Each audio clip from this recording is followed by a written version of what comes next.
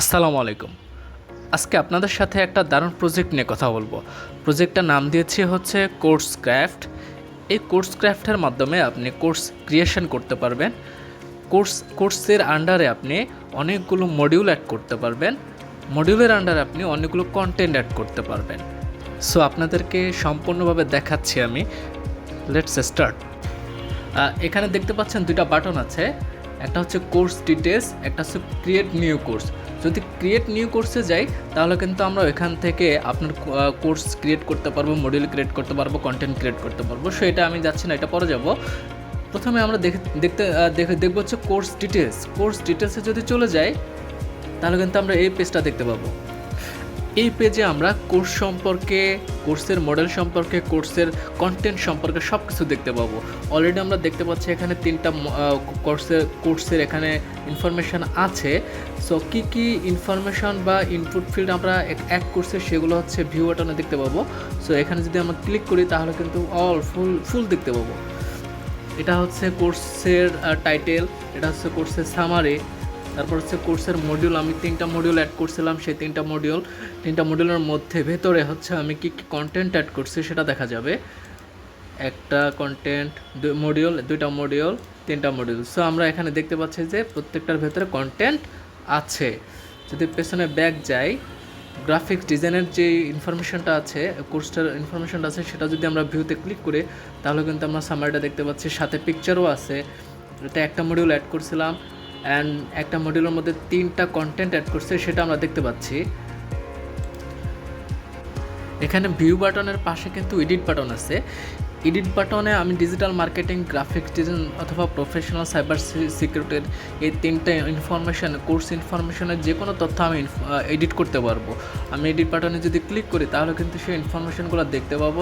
চাইলে এখান থেকে আমি এডিট করতে পারবো,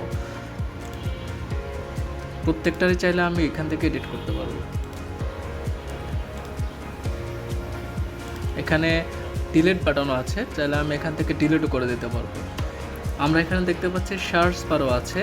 এই সার্চ বারে চাইলে আমি যে কোনো কিছু সার্চ করে সহজে খুঁজে পেতে পারি। যেমন আমি যদি গ্রাফিক্সের কোনো কিছু সার্চ দিই তখন কিন্তু গ্রাফিক্স চলে আসবে, যে চলে আসছে। এবার আমি নতুনভাবে কোর্স অ্যাড করব। কোর্সের মধ্যে হচ্ছে মাল্টিপল মডিউল অ্যাড করব, মাল্টিপল কন্টেন্ট অ্যাড করব। সো দেখতে থাকুন।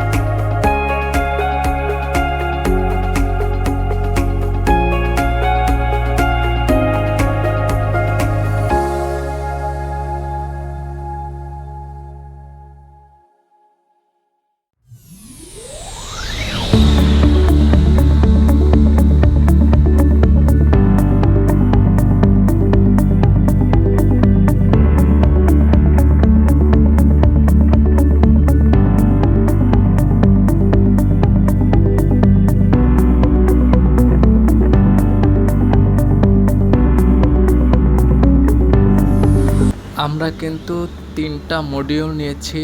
3টা মডিউলের ভেতরে প্রথম মডিউলে 3টা কন্টেন্ট নিয়েছি, সেকেন্ড মডিউলে 3টা কন্টেন্ট নিয়েছি, থার্ড মডিউলে 3টা কন্টেন্ট নিয়েছি।